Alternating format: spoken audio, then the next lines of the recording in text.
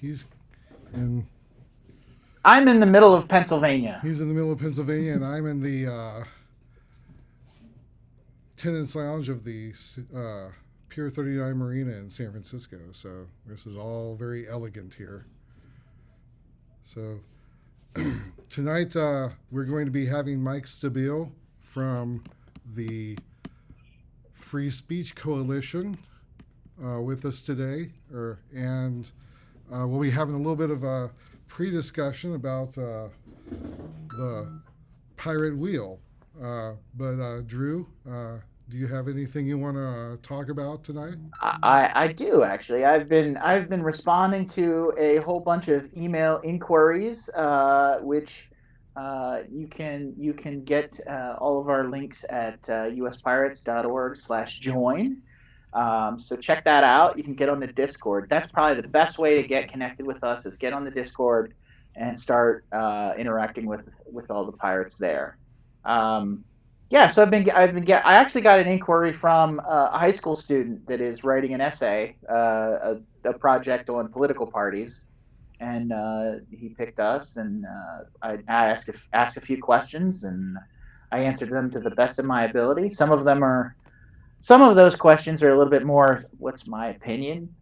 So I shared that with him and made it clear that that's just my opinion. I also had some inquiries for people interested in running for office next year and in 26. So that's a positive development. I also saw a handful of people that are looking to find a new political party since the election, which makes a lot of sense because both Democrats and Republicans are very far away from our ideals. So it's been quite a week of me responding to emails, and anybody out there that has emailed captain at uspirates.org or info at uspirates.org. Bear with me. The spam filter. I'm working on the spam filter. It's been a little overzealous, so my replies might be a little behind, but I'm getting there. So Uh, we should probably also say you should reach out to your local pirate party if you actually are in a state that has a pirate party before anything. Oh, and here we go. This is our friend Mike. welcome. Hi. Welcome, Mike. Hey, sorry, can you hear me? Yes, we can. Yes, we can. Oh, great.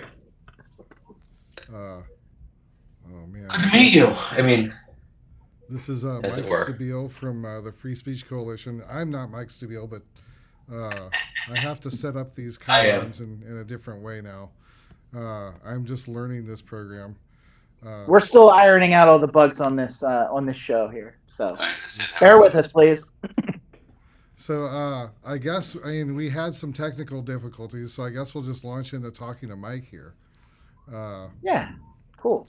Mike, can you give us a little bit of background on you and who you are and what you do? Oh, hang on. Yeah.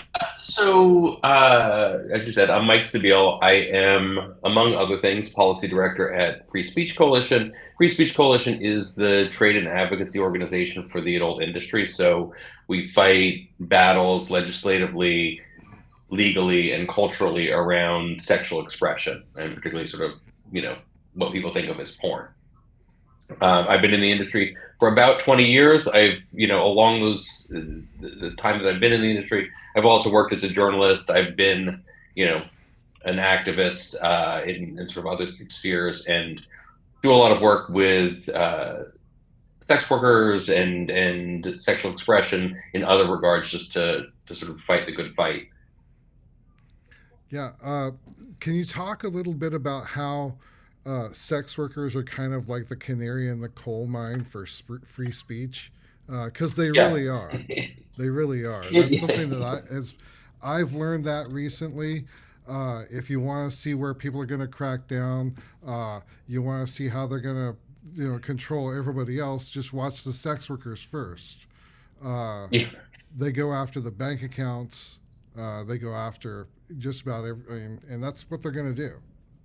Yeah, I mean, I think that that's when you look at free speech battles. They go after the most marginalized people first, and they go after the people who they imagine have the fewest defenses, right? If you're going after, the First Amendment, as they like to say, you don't need it for non-controversial speech, right? You don't need it for non-controversial activity. And so when you look at things, whether it's free speech or whether it's financial discrimination or whether it's surveillance through tech, it's often used to target marginalized populations, immigrant populations, and sex worker populations first, right? Because like I said, there's not a lot of defense, and because you have this sort of vague idea of criminality, and whenever you have vague idea of criminality, you're going to have tech platforms that are going to be willing to work with law enforcement to police that.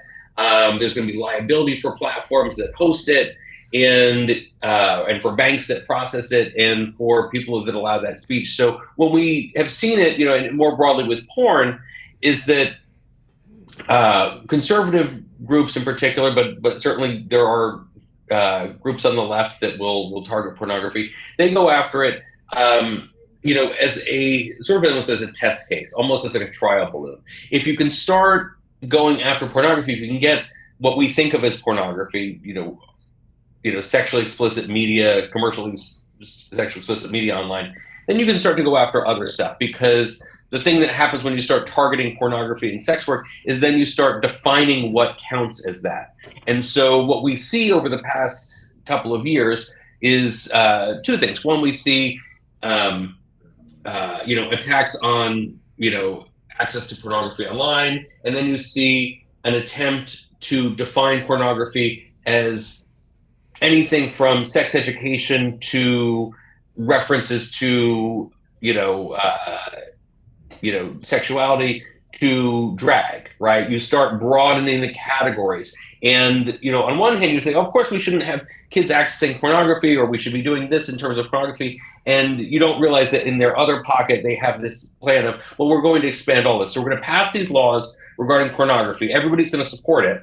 And then what we're going to do is we're going to broaden what that means. And so suddenly we're going to have the ability to take down lots of different content. And so when we say pornography is and sex work is the canary in coal mines of free speech, it means that this is like I said, this is the trial balloon. This is what they do to sort of start policing the internet and policing activity more generally. I think one of the things that I think it is really important to hammer home on all of this is the guise of protecting the children in a lot of this, where and I really think that argument is super spurious in many instances. I think that's really just the excuse and the maybe the hammer that a lot of these conservative or even leftist groups that are anti porn or anti any of these things that we're talking about right now. I think this whole protecting children from whatever makes me clutch my pearls, Yeah.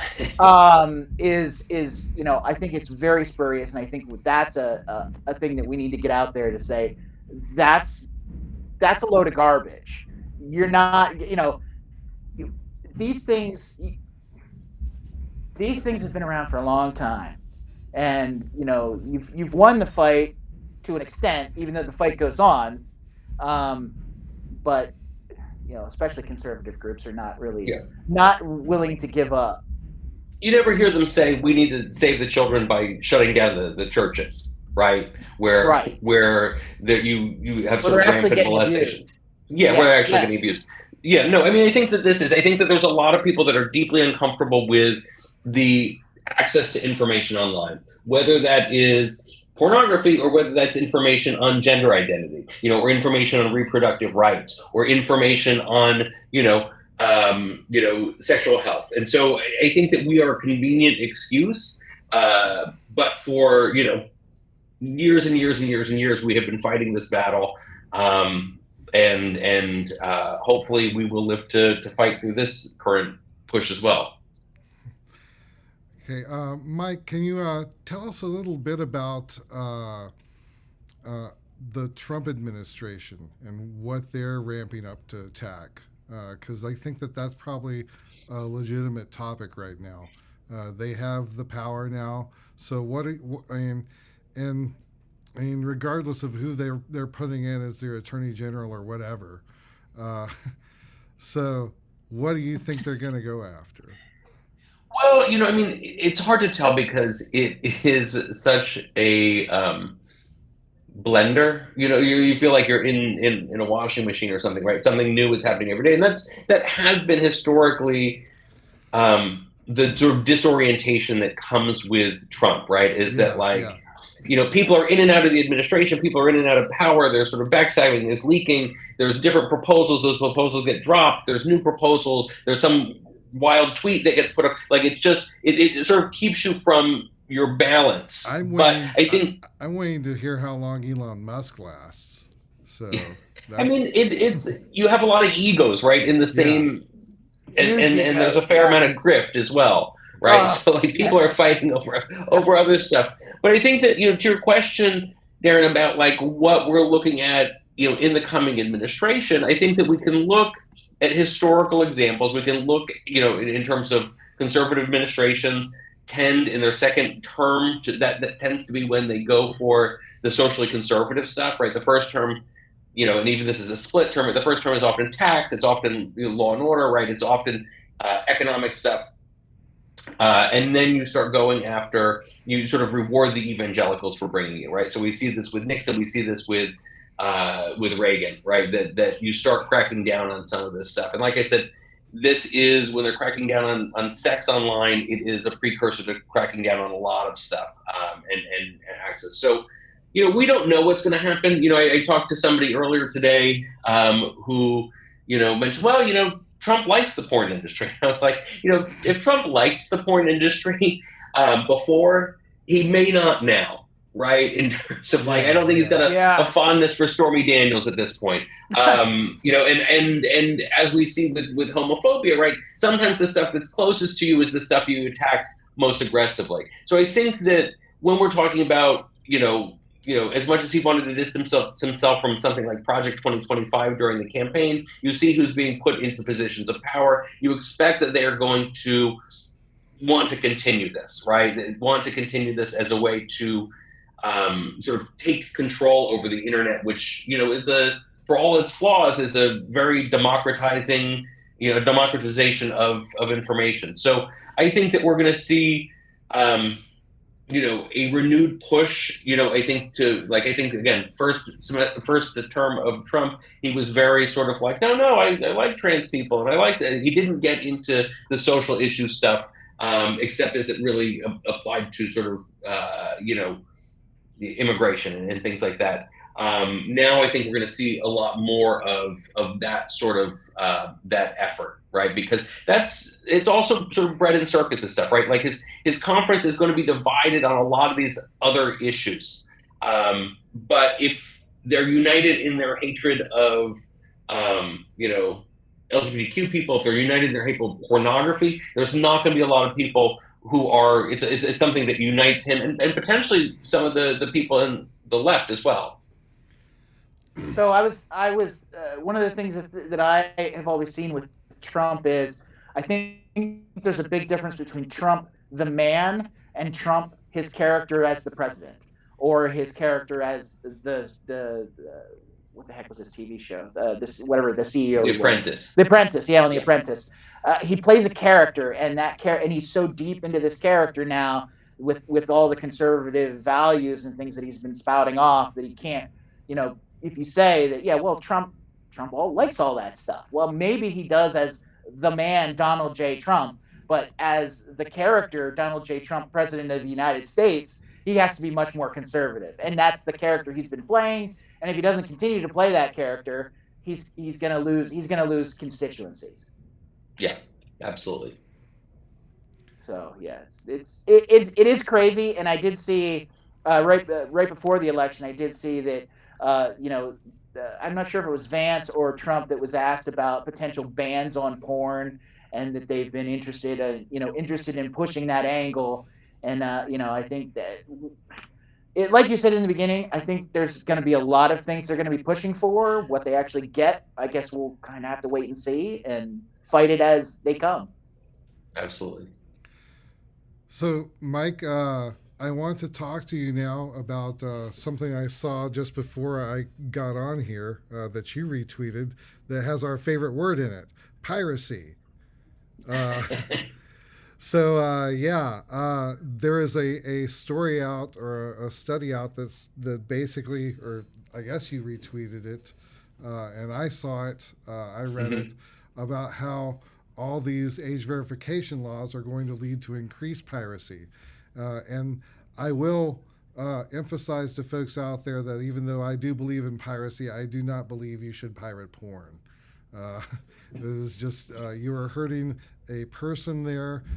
It used to be that you were hurting a large corporation or a big company, but now it's all individual creators. And it's not cool to pirate porn. But it's maybe old porn. Who knows?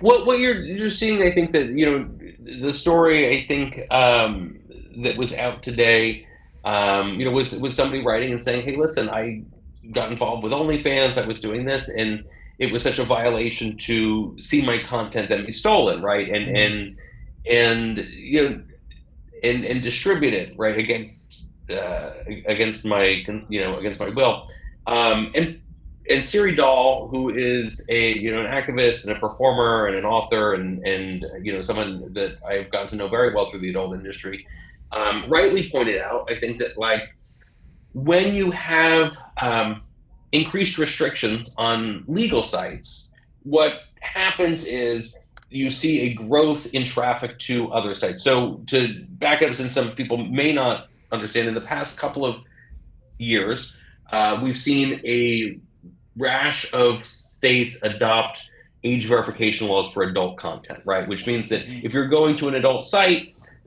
in Texas or Louisiana or Utah, they want you to scan your face, upload an ID, do a background check, do something that will prove that you are over 18. And I think that to a lot of people, proving limiting adult content to people who are over 18 is sensible, right? That's the way that we do it in the real world. We flash an ID. They argue we should be able to do this online. Of course, online it's a lot different, right? It's very cumbersome. There's risks of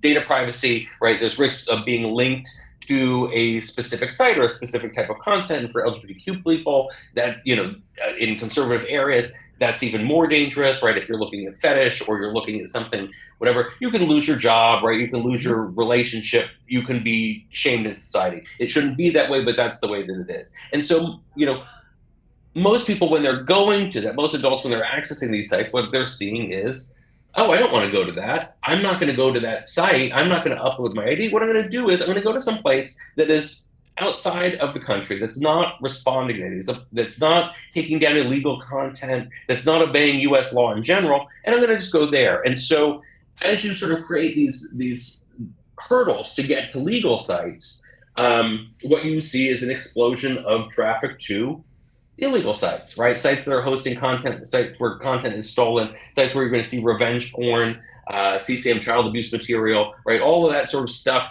sort of flourishes. You're pouring gasoline on it because you're trying to create these borders on legal sites. And I think that I should say, there are better ways to protect kids from accessing adult content than the laws that have been passed. And what we've seen is from a former member of the Trump administration, said, we pass these laws because we want to ban porn. This is sort of the ultimate goal. If we could ban porn, we could. If not, we're going to make it as difficult as possible for people to access it. We want to dissuade people from accessing it the same way that they did with reproductive rights, right? Before the Dobbs decision, what did they do? They put hurdle after hurdle after hurdle on clinics, right? On people's ability to access information. You had to wait 3 days. You had to get an ultrasound. You had to read this pamphlet. All of this stuff to sort of keep people from accessing this. You had to have contact with the hospital. All of these things to make it really difficult. And I think that that's the strategy that they're applying to to sex-related content online. I don't want to just say porn, because often these laws, they define material harmful minors incredibly broadly. In some states, it includes acts of homosexuality, whatever that means, right? And like I said, as we see in the libraries, everything is being defined as, material harmful to minors or pornography. And going back to one of your earlier points there, Mike, I think there is a serious possibility with an administration like Trump's that if they get some of this age verification stuff through and push through, that it can be used as weapons for political reprisals, because they've already said that they want to do political reprisals, and so uh, putting in hurdles for any of this stuff. And I mean, you're absolutely right. All, that's how they dissuade any of these behaviors that they want to change. You put hurdles in. It's not it's not really a ban, but it's a hurdle, and it discourages people from engaging in the activities that they want to engage in freely without being harassed by some government organization that really has no business in it at all. Yeah, and you don't want people. I mean, I think that a lot of people rightly don't want the government monitoring where they go, right? And I think that this is whether you're on left or the right.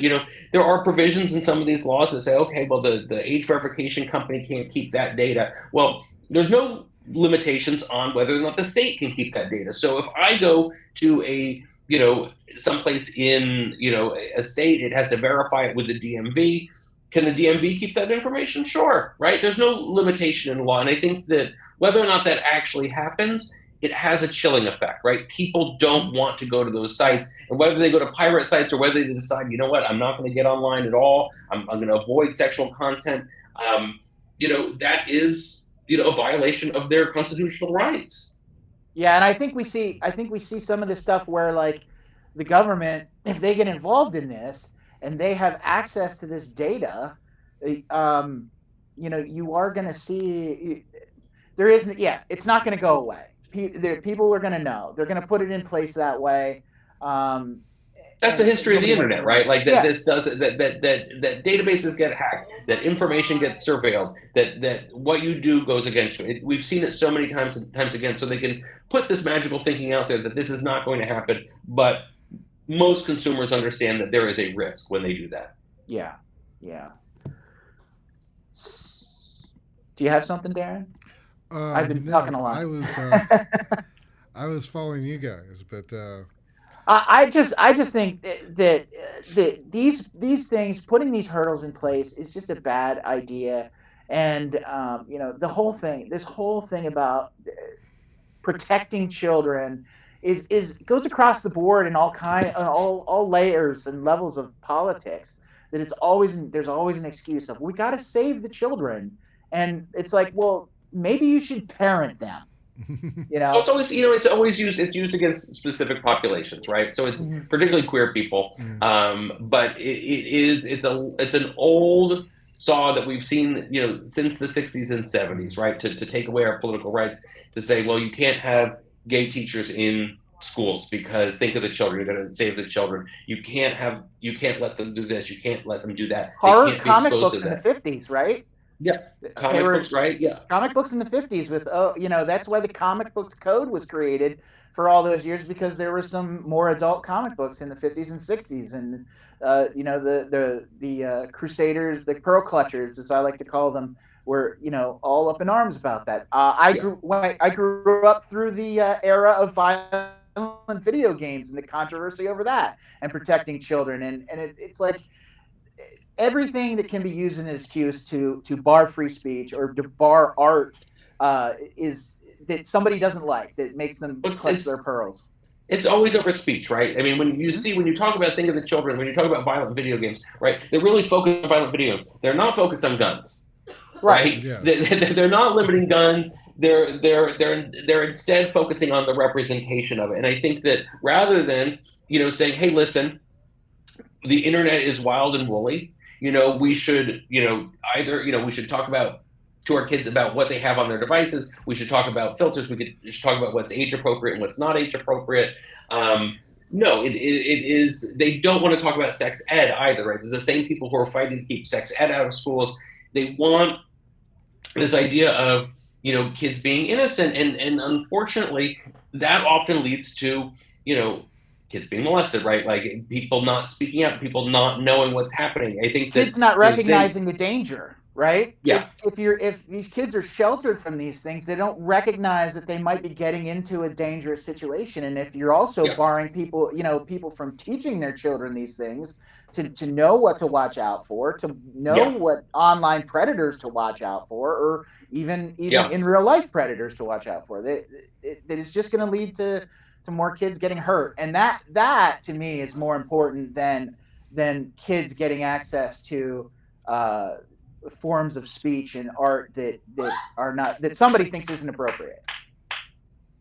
So yeah, I think you're doing great work. I super approve of what you guys do and are fighting every day. And it looks like you're probably going to have a pretty good fight ahead of you in the next 4 years. And I hope that if it goes to courts, that courts have a little bit of common sense and can see through the garbage and the excuses. I hope so. So I've got one last question for you there, Mike. And this will be an interesting one because this is something I've been wondering. And it's one of those what if things. Do you think anything would have changed between the tactics of what's going on if Kamala had been elected president? Well, I think that one, we still have 2 months until the Trump administration takes, its final form, or I should say, yes, that is a great description. Yes.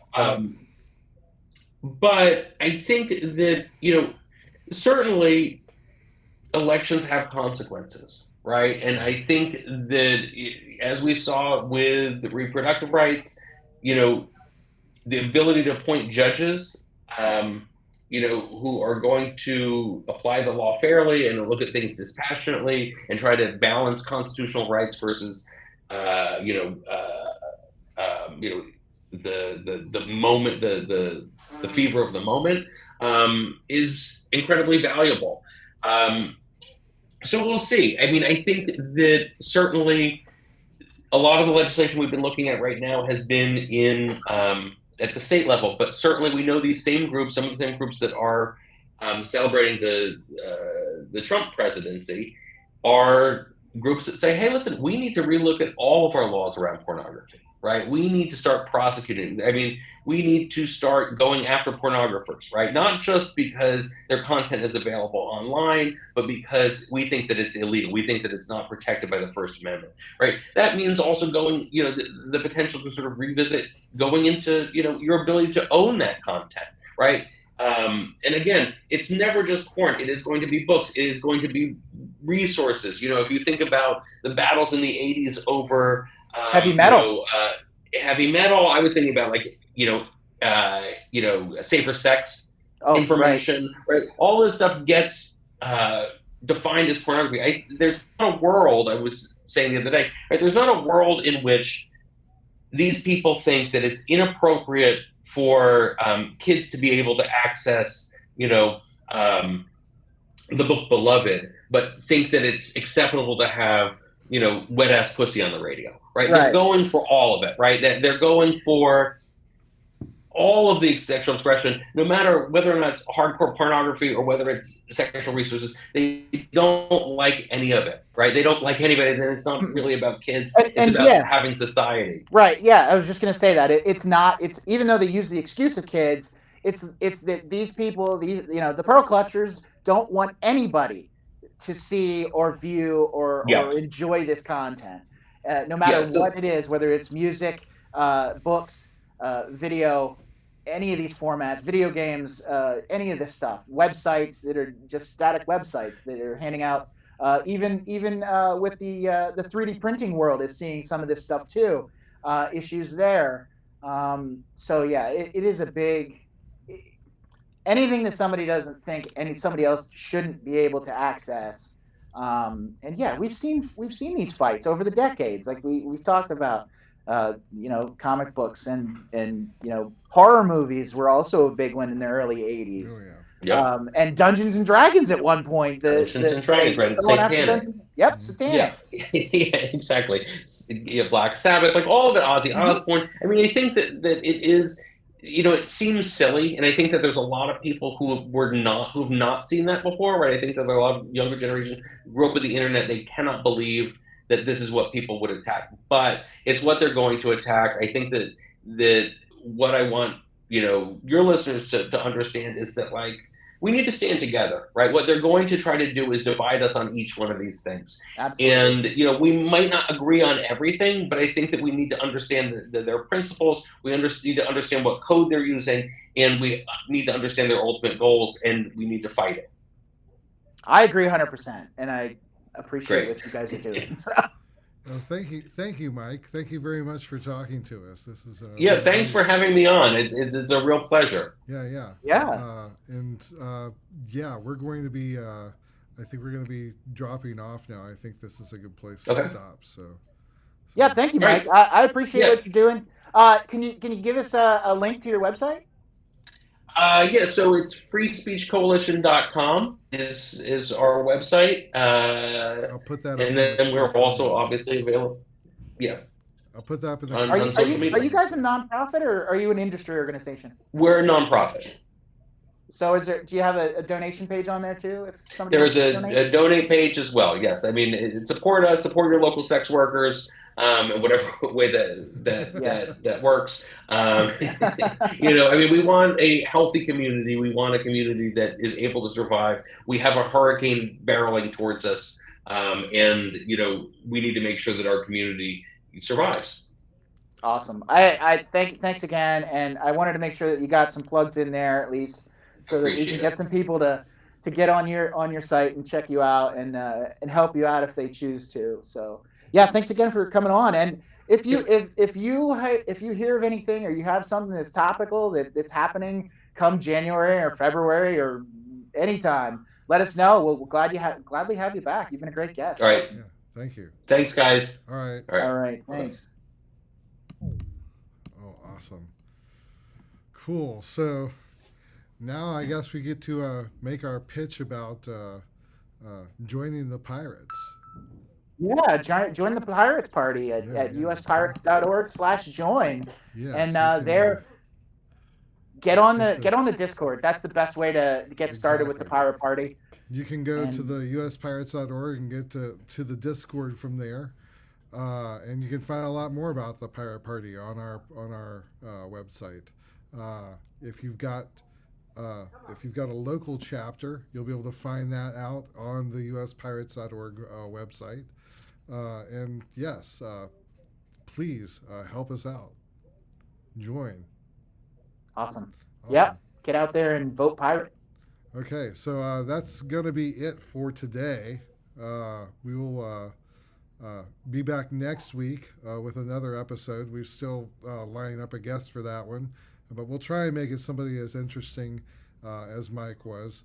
I really enjoyed that, and I liked hearing you start ranting there, Drew. That was a pretty good rant you got into.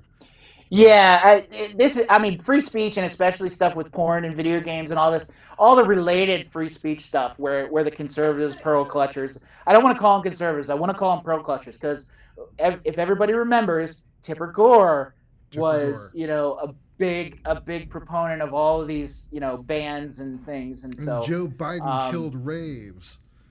Yeah, it's bad. So yeah, let's not have pearl clutchers control our speech, because exactly. Yeah. All right, and thank you very much. That's it for this week of Talk the Plank, the official Pirate Party. Let's see if I can get this going. Yes. Oh, there we go. There we go. Yes, there we go. Yeah, that's the end there. Okay, thank you very much, cool. And we'll be back next week. Bye, folks.